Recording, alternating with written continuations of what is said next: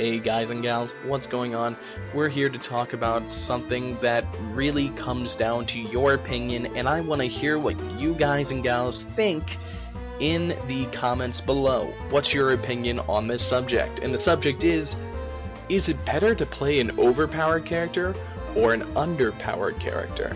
Now, both of them have their pros and cons, and we're going to go through all of them right now. So let's go to the underpowered.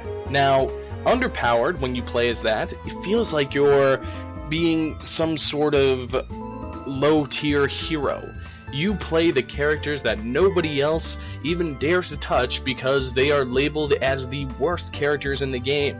For example, playing Pichu in Super Smash Bros. Melee and winning. Doesn't that make you just smile? Because that shows that you not only have the skill to go above and beyond beating a, let's say, Fox with your Pichu, but you can continue to show off as much as you want, and you disappoint me. Just pull the plug. You have bragging rights. Now, the cons of this is you're less likely to win. You can be as good as you can possibly be with that Pichu, but in the end, you're just not going to be technically as advanced as the Fox. So, that's one con. Another con being that if you hate losing, you're not going to like playing a low-tier hero.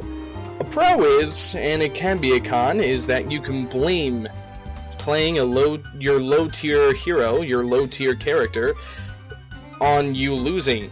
Now that's a pro, as in if you have a little bit of an anger problem with losing, it's an easy cop-out to say.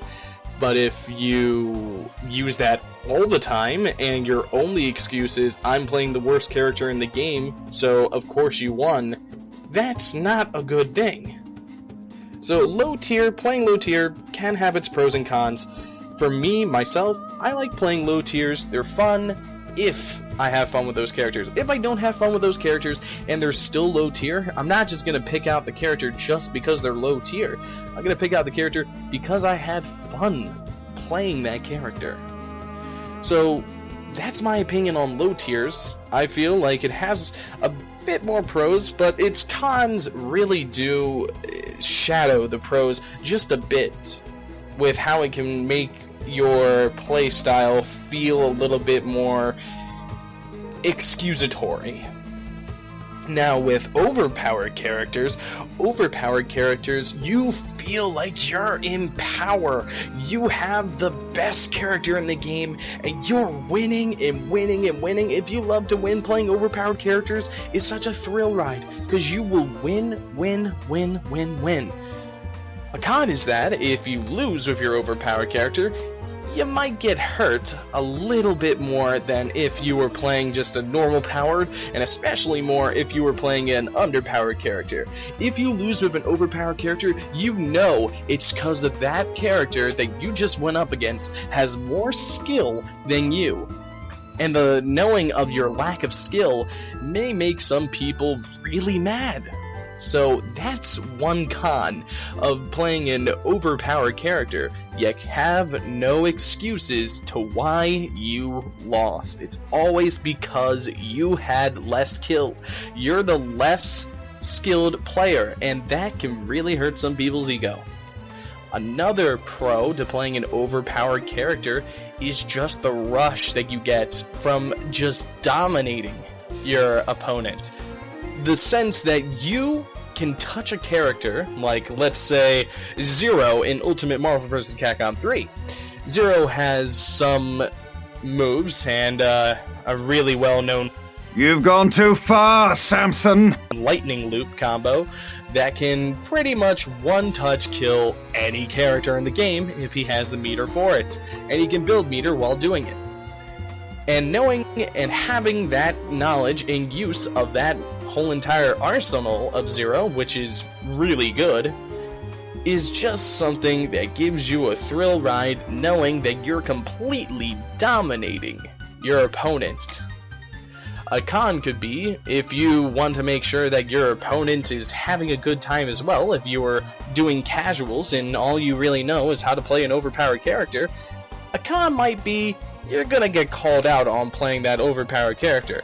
You're going to not make friends too easily if it seems like you're tryharding all the time. And being like a tryhard isn't really the best thing when you're trying to just do some fun casuals. So, really, you might look like a tryhard when you're playing an overpowered character, even when you're not being a tryhard. That's one con. And overall, I think these are two really polarizing situations. For myself included, I have a little bit more fun playing a low tier hero if I win. Playing an overpowered hero, and I really only play an overpowered character if I'm really want to win, and that feels like a tryhard. But if I do win like that, then I know that, hey, I still can win. So on my stance, honestly, I pick characters that I enjoy thoroughly to play. I don't pick characters just because of how good they are. So that's my stance on overpowered versus underpowered. Which one's more fun to play? What are your guys and gals' opinions on this? I would love to see what you think in the comments below so I can talk to you about this. And don't forget, you can always recommend a topic for the next episode, characters I should play, palettes I should pick, or maybe even ask me what else I should do for games. So, thank you for watching, and have a nice day.